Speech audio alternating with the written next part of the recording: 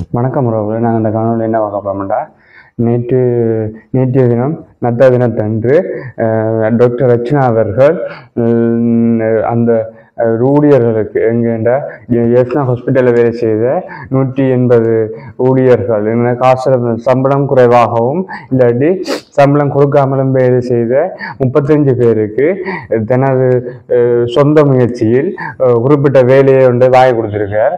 அது சம்பந்தமான காணொலியாக இந்த காணொலி அமைய உள்ளது. அதுக்கு முதல் நம்ம சேனலுக்கு யாரும் புதுசாக வந்தால் சேனலை சப்ஸ்கிரைப் பண்ணி பெல் பட்டனையும் தட்டி விடுங்க. வீடியோக்குள்ளே போவோம்.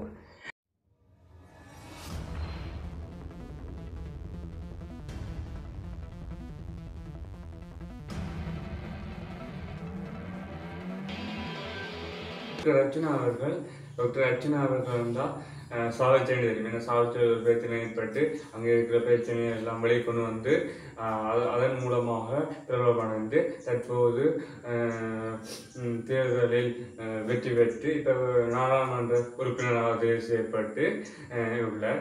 அவர் தான் தற்போது முதலாவது பாராளுமன்ற உறுப்பினராக தெரிவு செய்யப்பட்டவுடன் யாழ் வைத்தியசாலை சென்று அங்கு வேலை செய்த 180 பேருக்குமான நியாயத்தை கேட்டு தற்போது நேரடியாக நேற்றைய முன்தினம் சுகாதார அமைச்சர் செயலாளரிடம் போய் கலைத்து இவ்வாறு பிரச்சனைகள் இங்கே இருக்கின்றன, அதற்கான தீர்வுகளையும் பெற்று தற்போது அங்கே வேலை செய்த 180 குடும்பத்தின் பேருக்கும் ஒரு நியாயத்தை பெற்றுக் கொடுத்து விட்டார்.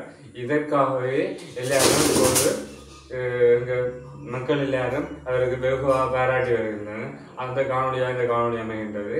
அண்ட் அவர் நேற்றைய தினமே அங்கு சென்று எல்லாருக்கும் 35 பேருக்குமாக ஒரு புறம்பு தமிழர்களுடன் கதைத்து அதோட இங்கே இருக்கிற எல்லாரோட பெரிய பெரிய ஆக்களுடன் கதைத்து அவருக்கான உரிய தீர்வை வழங்குமாறு கேட்டு நேற்று மட்டும் 34 பேருக்கு மட்டும் வேலை வாய்ப்பு வாங்கி கொடுத்துருங்க. என்ன வேலை வாய்ப்பு என்று அவர் சொல்லவில்லை.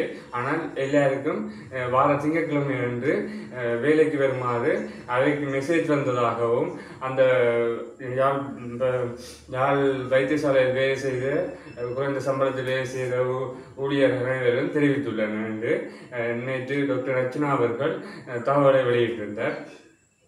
அது அவர்களுக்கான சம்பளம் எவ்வளவு என்றால் 35 தொடக்கம் 45,000. அப்போ இந்த சம்பளமானது அவர்களது வாழ்க்கை அத்தியாவசிய தேவைகளை பூர்த்தி செய்யக்கூடியதாக அமையும் என்று அவர் தெரிவித்திருந்தார்.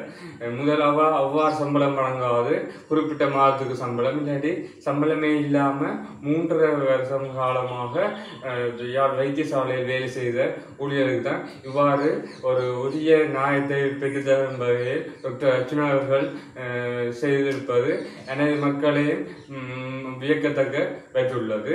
இவ்வாறு பல தேவைகளை அவர் இப்போ ஒவ்வொன்றாக மக்களிடமிருந்து கேட்டு அவர்களுக்கு உரிய நியாயத்தையும் வழங்கியுள்ளார். அதே மாதிரி அந்த ஒரு பிரச்சனை போய் கொண்டு வந்தது. இப்போ அவர் வைத்தியர் என்ற பதவியை விலகாமல் பாராளுமன்ற உறுப்பினராக ஆன என்ற ஒரு குற்றச்சாட்டு அவர் மீது வைக்கப்பட்டிருந்தது. அது தொடர்பாகவும் அவர் நேற்று காணொலியில் வெளியிட்டிருந்தார். தான் அந்த பாராளுமன்ற உறுப்பினர் என்ற பதவியை ஏற்கிறது முதலே தான் தனது பதவியை துறந்ததாகவும் அதற்கான கடிதம் தன்னிடம் இருப்பதாகவும் அவர் அந்த கடிதத்தில் என்ன சொல்லியிருப்பார், நீங்கள் இதிலிருந்து அரச பதவியிலிருந்து பதவி விலகுவதாகவும் அரசியல் சலுகை உங்களுக்கு வழங்கப்படாத எனவும் அந்த கடிதத்தில் குறிப்பிடப்பட்டுள்ளதாகவும் அவர் தெரிவித்திருந்தார். ஆகவே அந்த குற்றச்சாட்டுகளையும் அவர் முற்றுப்புள்ளி வைக்குமாறு நேற்று தெளிவான விளக்கத்தை கொடுத்துள்ளார். இதே மாதிரி நான் முதலில் எடுத்த ஒரு காணொலியில் ஒரு தேங்காய் விற்பனையாளர் ஒருத்தர் கருத்துக்களை முன்பற்றினார். அந்த கருத்துக்களை டாக்டர் ரச்சனா உள்வாங்கி செயற்படணும்னு சொல்லியிருந்தார். அப்போ அந்த கேள்விக்கு டாக்டர் ரச்சனா அவர்கள் நேற்று பதில் எழுதினார். அவர்கள் முன்னாள் போராளியாக இருந்தவர். இப்போ டாக்டர் ரச்சனா அவர்களுக்கு ஒரு சப்போர்ட்டாக தென்மராட்சியில் திகழ்ந்து வருகிறார். அவர்கிட்ட இப்போ டாக்டர் ரச்சனாட்ட சொல்லும் போது நேற்று காணொலியில் வெளியிட்டிருந்தார். அவர் ஒரு குழாம் தாங்கள் ஒரு 10 பேர் கொண்ட ஒரு குழாம் இருக்கான்.